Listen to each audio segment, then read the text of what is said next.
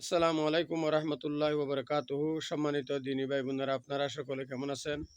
আলহামদুলিল্লাহ, আল্লাহর রহমতে আপনাদের দুয়ায় আমি ভালো আছি। এক ভাই আমাকে জিজ্ঞাসা করছে, হুজুর, সূর্যগ্রহণ এবং চন্দ্রগ্রহণের সময় আমাদের করণীয় ও বর্জনীয় কি, সে সম্পর্কে কিছু বললে ভালো হয়।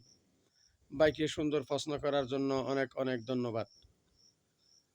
সূর্যগ্রহণ এবং চন্দ্রগ্রহণের সময় গর্ভবতী মহিলারা সোজা থাকতে হবে এবং কোনো কিছু কাটাছিড়া করতে পারবে না এবং হাঁটাহাঁটি করতে হবে। এগুলা সম্পূর্ণ কুসংস্কার এবং ভুয়া কথা। এটার সাথে ইসলামের কোনো সম্পর্ক নেই। আমাদের দেশে মহিলারা ধারণা করে, যদি কোনো কিছু কাটাছিড়া করে এবং হাঁটাহাঁটি যদি না করে, সোজা যদি না থাকে, বাচ্চার সমস্যা হবে, এটা ধারণা করে।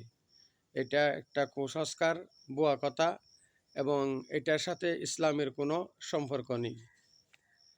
দ্বিতীয় কথা হচ্ছে করণীয়।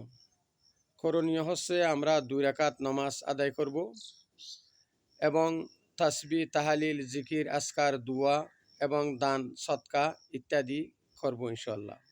ধন্যবাদ সবাইকে।